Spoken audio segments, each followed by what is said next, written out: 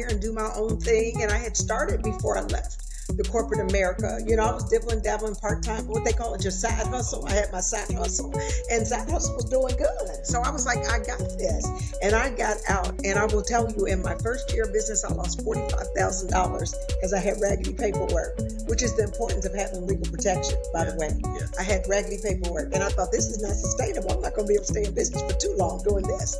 But what it was is that I had to shift that thinking, because in corporate they give you the processes, the systems, and the blueprint, right?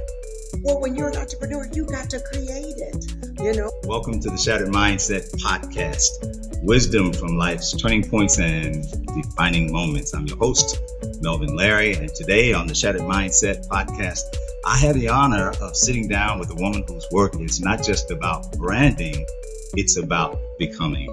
Yolanda M. Smith is known as the Brandthrupist, and that title fits because she helps people not only craft a brand, but confront their identity and their story and their purpose. She's a nationally recognized speaker, a corporate branding strategist, and the author of books like Reputation to Reward and Becoming Unforgettable. But beyond the titles and accomplishments, Yolanda is someone who has walked through transitions, reinventions, and mindset shifts herself, and now helps others do the same. So whether you're building a business, stepping into your next chapter, or just trying to rediscover your voice, this conversation is for you. Let's get into it. Hello there. Amazing. Hello. Thank you so much for having me. I'm excited. I think I need to take you on the road with me. That was one of the best introductions ever. Well, so look, I take checks, gifts, ponies, How are you today? I'm doing amazing. Loving it and loving life, and just excited to be empowering people. Wonderful. Yes. Wonderful. We're just glad to have you here, and just want to have an opportunity to just chat with you a little bit. Not too formal, just want to just pick it up a little bit. Tell me a little bit, I've kind of told people a little bit about who I think you are. Yes. How about you tell us who you are? Yeah, so, it's all about, if you had to have that, some people call it the elevator pitch, my brand signature statement, right? I tell people that I am a personal growth leader and a Brandthrupist with a passion to help coaches and entrepreneurs to get and stay in business by unleashing the power of their personal brand. So through my systems, formulas, and guidance, I really help them to articulate their value, live authentically so they can make genuine connections and stand out, right? We got to get you out of the people pile so that you can have the influence, impact, and income that you desire. You did that better than me. You must know who you are. A little bit. Yeah. Well, that helps a lot. But tell me about Brandthrupist. I've never heard that term before. You know what? You've got to have something in your branding that makes you memorable, right? Yeah. And one of the things we know today is that the attention span is very short. And so when we tell people you got to catch them at hello, when I say that I'm a Brandthrupist, people don't know the term. Guess what? Because I invented it, right? I invented it, and then I trademarked it, because you got to protect your brand. You do. You got to protect your brand. And I trademarked it. But really, it's that person that gives that gift of authenticity and helps you unlock your voice so that the value you can deliver to others resonates, right? And be able to tell your story. So that's what the Brandthrupist is, Wow. Yeah. Well, you're doing a lot today, and for a lot of people, with a lot of people, yes, in a lot of ways. Yes. What shaped you early in life? I mean, what were their defining moments that in your upbringing that really influenced your path? It's interesting because I came up, like a lot of African Americans, and I wouldn't say we were poor. I'm not going to say poor, because I don't ever remember missing a meal. I don't ever recall not having a roof over my head or clothes on my back. So we were lower middle class, right? Our apartments were right next to the projects. We didn't live in the projects, but we lived right next to the projects. So that gives you the landscape, right? But I think one of the things that was profound is my mom was an amazing woman. And despite only having an 8th grade education, and she knew how to make things happen, literally make things happen. But the best gift she ever gave to me was the gift of confidence. And she instilled in us that we could be anything we wanted to be. We could do anything that we chose to do. And she just had 3 criteria. One is that you had faith in God. right? Number two was that you were willing to work hard. And the third one was treat other people like you want to be treated. And that was it. But she said it over and over and over again. So even as roadblocks in life came about and I encountered obstacles and barriers in life, I didn't think anything was too big for me because she said it wasn't. And I believed it. You tell a kid over and over again, and that can work just the opposite way, right? Mm-hmm. You tell them they're bad long enough, they're going to believe they're bad. They're going to do things so that they can validate that you say they're bad. The same is in a positive way. And that's what really catapulted it for me. And I had, as a young child, a great curiosity for learning. Wow. I wanted to know things. And then when I saw stuff on TV, I'm going there. I'm going to do this. I'm going to do that. Wanted to be there. Yeah. You wanted to be there. Yeah. I can remember as a child, kids don't play outside much anymore, but I would take a popsicle stick and I would just drop it in the water, and you know how the little curve when after it rained, the water runs. And I'd follow that popsicle stick all around the curve until it went into the drain. But it wasn't a popsicle stick; it was my ship. There you go. It was my ship. There you go. Yeah. Floating on the ocean. Yeah. You know. Yeah. Now, I guess we fell off the earth when I went into the gutter, but But it was the imagination that got you there. Imagination. Yes. Yes. Got me there. So yes. Tell me, what part of your story do you think that people overlook when they see you, the Brandthrupist, and what do you think that they really probably should know about you? Well, I think the biggest thing is that it looks like I've got it all together, Mm-hmm. right? Mm-hmm. I mean, and life for me right now is great. I'm not gonna complain.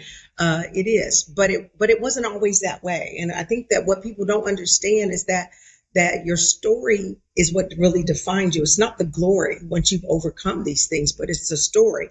And so for me, it was an individual really in corporate America trying to matriculate on that career path and constantly getting knocked down, or them chipping away, trying to chip away at your confidence or who you were, and me fighting to not allow that to happen. And then there was the point in time where someone was able to do it. And really what most people don't know is that although I was very successful in the pharmaceutical industry, in my career, I had some bumps in the road where literally I got demoted. My team was taken away from me. I was devastated, But the reality is I had some decisions to make, and I had two questions. One, am I going to take any accountability? And number two, am I going to allow one person to define my worth? But because I had that confidence that was instilled in me so long, it gave me the wherewithal to stand up, and not shrivel. Because that's what happens. We shrivel a lot. And so what people don't really understand is that the things that I teach, the processes, the steps that I take people through is what I absolutely had to come through to be able to overcome some of these barriers and obstacles and become the brand that I am today. Well, you in doing that, you really helped a lot of people Yes. to build upon their identities and even their brands. Yes. Who helped you? Who poured into Yolanda before Yolanda was pouring into others? So this is going to be interesting, and I can just tell you, books poured into me because I was mid-career before I ever had a coach, a mentor, or a sponsor. Nobody ever told me that I needed one. Mind you, I'm going along in the pharmaceutical industry. I'm having success a lot because God had me covered. I'm gonna just be honest with you. And I had that curiosity and I would take the initiative. I was an action taker for wanting to make it better for myself. But really having somebody take my hand and guide me and pull me along, I can only imagine how much further, faster I could have gone.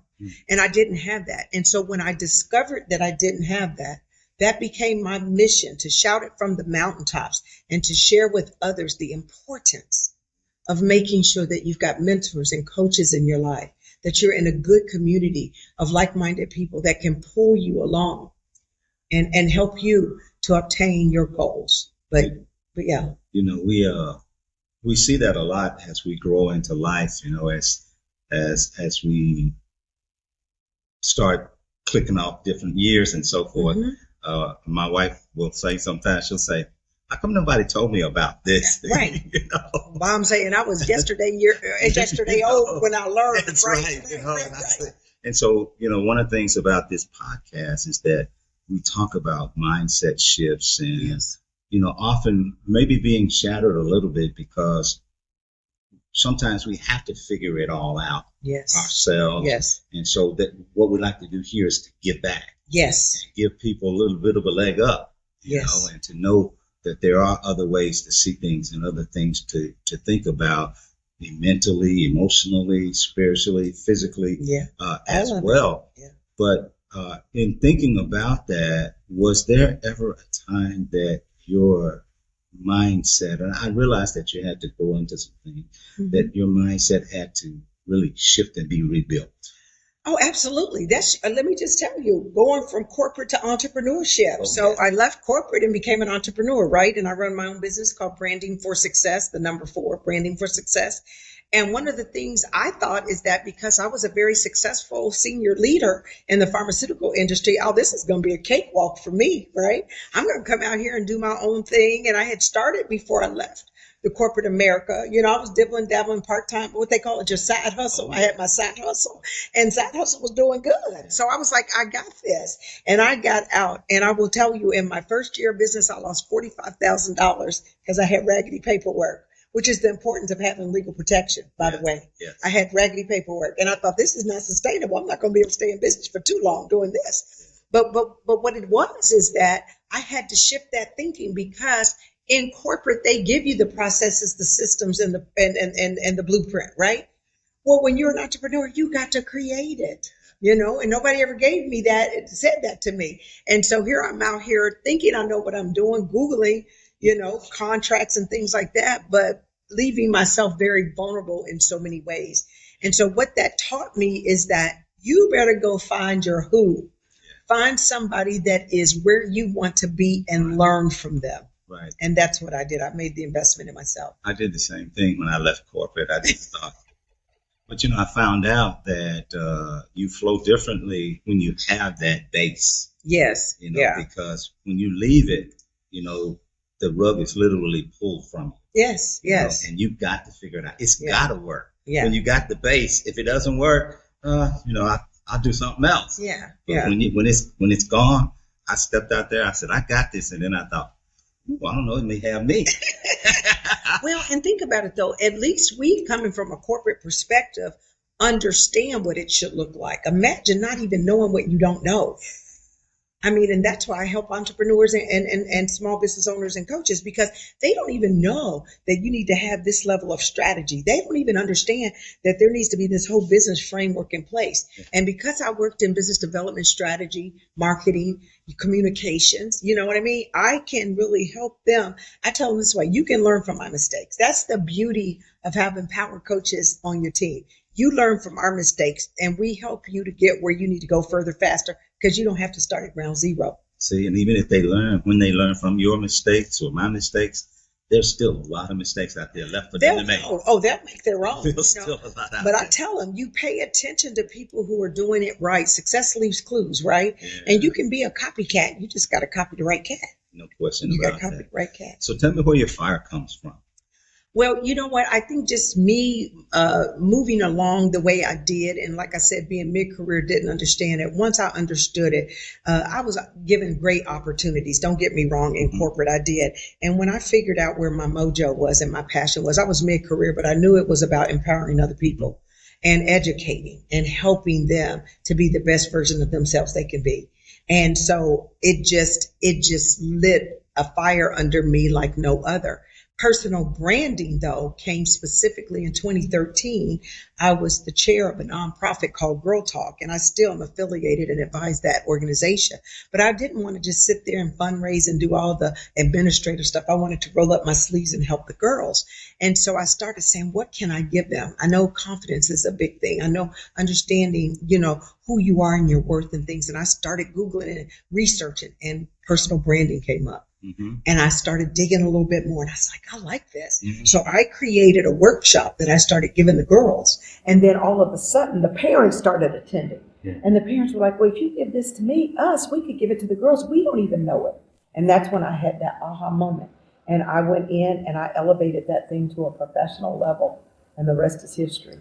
So as you do that, you know, you have to do that, you have to reach inside of yourself a lot. Oh, a lot, yes. To do that. And in doing so, you know, there's a spiritual element in everything you do, not overtly so. So with that in mind, how has your faith and your personal values really guided you in that process? It's one of those things where, so I've always been very spiritual, believe in God, make no bones about it, and we'll shout it to the mountaintop, right? Mm-hmm. But I believe enough that I know that He has covered my life in so many instances, in so many ways. What I had to learn not so long ago was to listen. Be still enough to listen, to hear the direction in which He wants you to go. So I'll give you just a quick snippet. What happened to me is somebody was coming to me about some legal services and saying as a small business owner I needed it, right? I kept saying no. I said no for years. That gentleman approached me in 2020. He came back again in 2023. I engaged with him. Oh, thank you, but no thank you, thank you, but no thank you. But sometimes what happens is then the tension came. And that's when I needed to have a letter written, and the attorney's office wanted to charge me $850 for this letter. Go back to it, get into it, and realize that this particular company was very aligned with the very thing that I was doing was aligned with my values. And so what I had to learn was that is sometimes we think we know the answer. We have a direction we want to go, but we got to trust God in that. You know what I mean? Yeah. And so when I know that I submit to Him and really trust the direction in which He wants to go, it's typically successful. Right. When Yolanda tries to do it on her own, sometimes not so much. Well, even in that, and with regard to that whole thought process, when somebody comes to you and they're trying to find themselves, and they're unsure about who they are, or how to really even show up in the world and so forth, and sometimes they have a spiritual base, sometimes they don't have a spiritual base. Where do you start? What's the first mindset, thought process you start with? Well, I think it's really, first of all, you can't help anybody unless you understand where they are. And the first thing is, instead of just throwing something at people and hoping it sticks, it's really having that conversation to ask some pertinent questions to really understand where they are. Because the goal is to meet them where they are. If you're not at ground zero, I'm not starting at zero. I don't need to. So I meet you where you are. So I ask questions to understand, what are their goals? What have they tried that's not working? What is your greatest challenge right now? And once you start to understand that, where are you? What do you think of your brand on a scale of 1 to 10? So you ask these pertinent questions to understand, and then that allows me to meet them exactly where they are. What we find is that people don't understand personal branding. See, what we think is a brand is your color, your website, your logo, your business card. That is your brand identity. Your brand is actually, like you said, starting from within and really understanding who you are, the value you can deliver, what's that story look like, right? And what makes you unique. Because at the end of the day, most people there's a ton of podcasters. So what makes you unique? Why would someone want to listen to your podcast versus the thousands of other podcasts out there, right? So it's really uncovering that unique value proposition in which you can offer to somebody. And it's your ability to really be able to solve problems. How did you know when you were looking at the brand, the Brandthrupist, and being a specialist in that area, how did you know that you were ready to pull people into that? How did you know that you could say, okay, Yolanda, you can do this. Yeah. You're ready for this. Yeah. Well, I would say that there's a thing called BANK. I don't know if you've ever heard of BANK, but there's other personality assessments. BANK is one of them. Right. B is for blueprint, A is for action taker, M for nurturer, K for knowledge. I'm an AK, action taker knowledge. And so I did the research. I understood it. But what happened is that after those parents said what they said, I was offered by my company to conduct a couple of workshops at a forum we had. At the job. So that means there would be thousands of people attending this thing, and they're giving me the stage. I said, well, I'm going to do the branding and see how it lands. And just by the sheer topic and description of the topic, they had to give me the main room because so many people wanted to come into this session.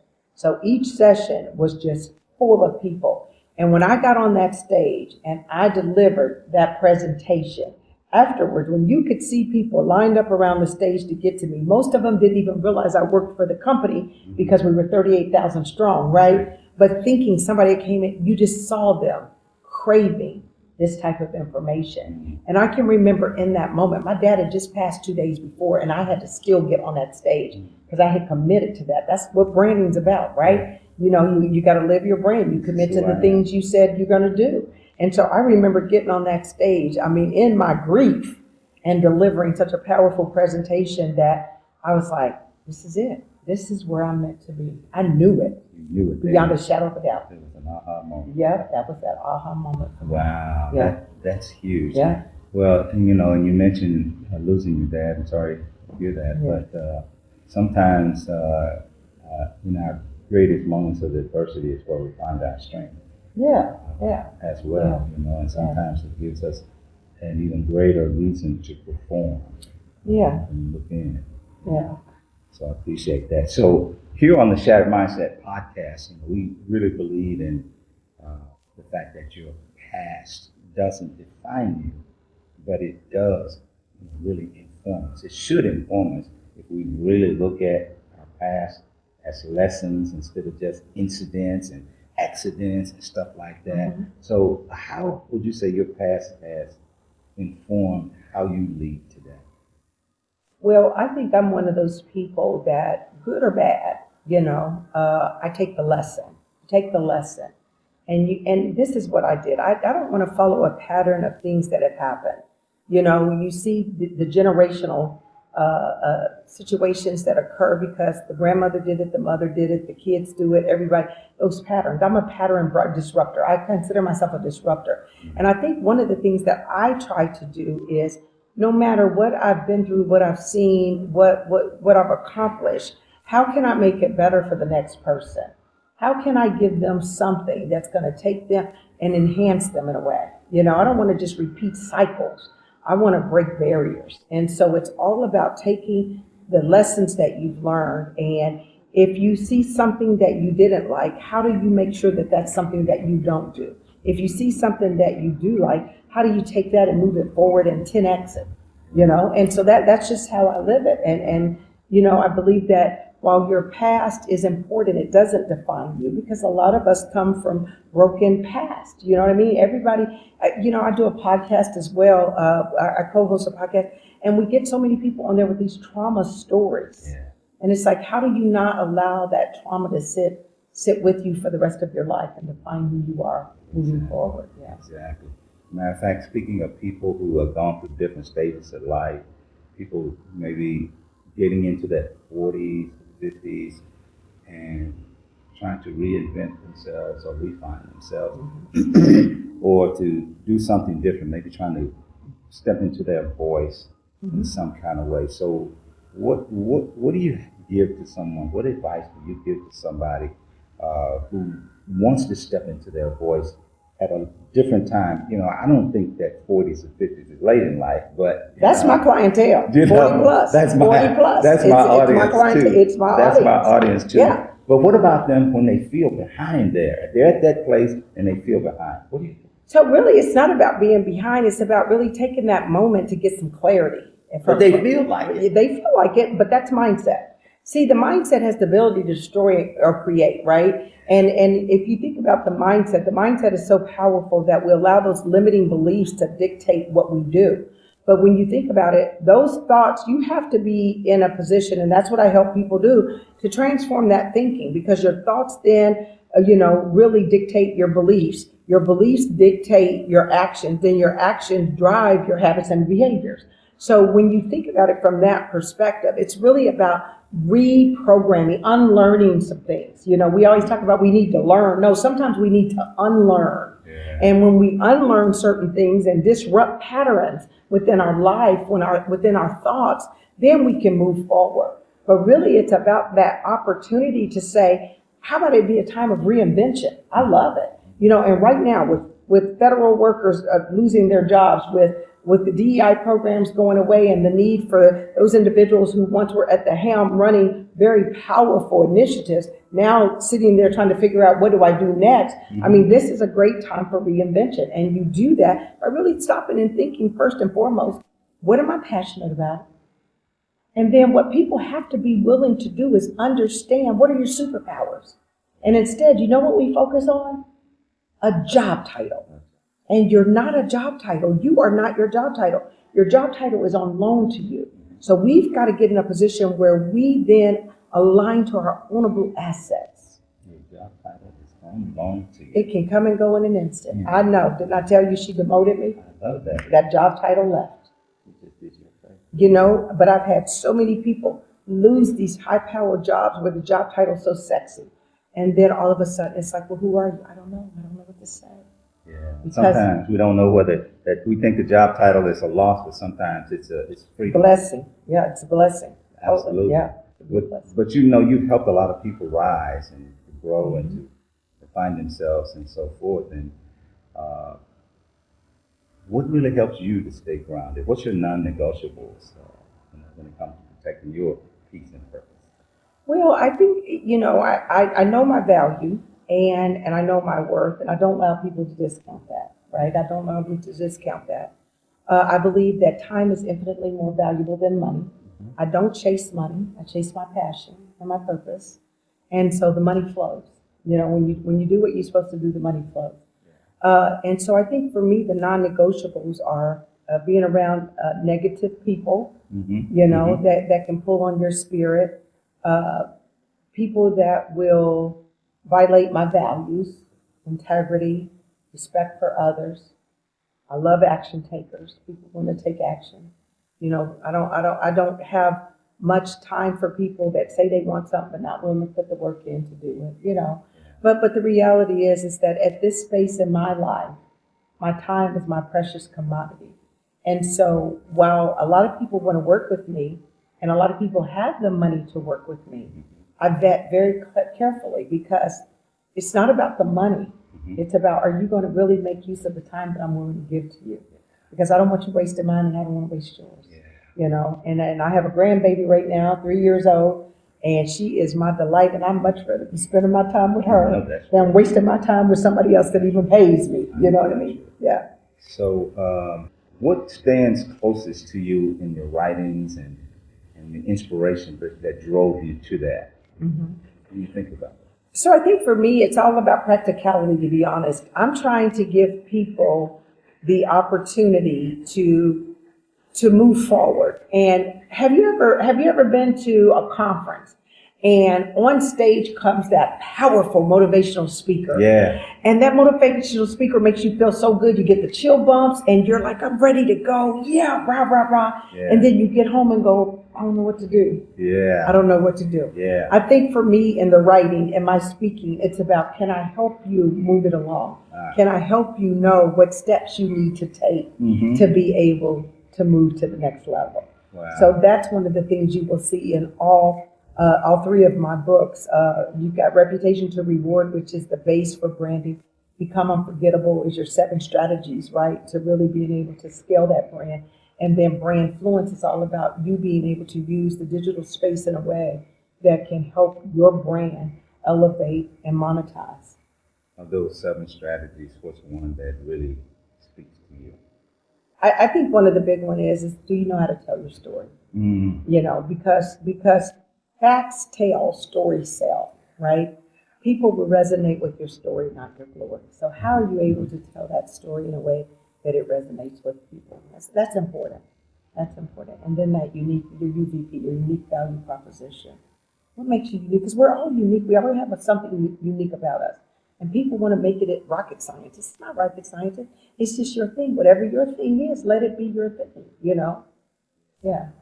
So fill in the blank for me. If there's one truth I want to leave with the next generation of women and leaders, it's this. Ooh. I'm going to say have belief in yourself. Say that again. Have belief in yourself. That is so powerful. Because if you don't believe in you, it's going to be very hard to get other people to believe in you. And that belief in self, that's where we fall so short. And that's where the mindset issues come into play. When we don't believe, it's just having that belief in yourself. You think people have challenges believing in themselves, and why do you think so? Well, I think that when you think about what your circumstances may have been, how you were raised, see, you got to remember, environment is very important. Environment is very important. And depending on the environment in which you came up with, you are going to adopt and take on the beliefs of the environment that you're in. And so when it's not a conducive environment to growth, right, you don't grow. This is a fact. The study was done with mice, and they put them in two environments. One environment, very big, luxurious, plenty of food, no, it was just great, and they thrived. Yeah. The other environment was very confined, small. They were fighting for food, killing each other off because it's survival of the fittest. They took the mice that survived out of here, put them in a good environment, took the ones that were over here, put them in the less desirable environment, and guess what? The mind shifted. And the exact thing happened. These started to thrive because they were in an environment where they could thrive, and these started to really die off. Because the importance there is, if you have the opportunity, get yourself in good environments, around good people, around good community, because we know you become the average of the 5 people that you hang around. And so if I could say anything, have belief in yourself and get where you can grow. If you're the smartest person in the room, you're not in the right room. That's true. That's so true. So where can people find you? So just find me, social media channels, my branding, the number 4 success. Branding for success. My website's branding for success. Because when you're a brand, you're consistent across all channels, right? Yeah. So you can find Yolanda M. Smith at Branding for Success. Yep.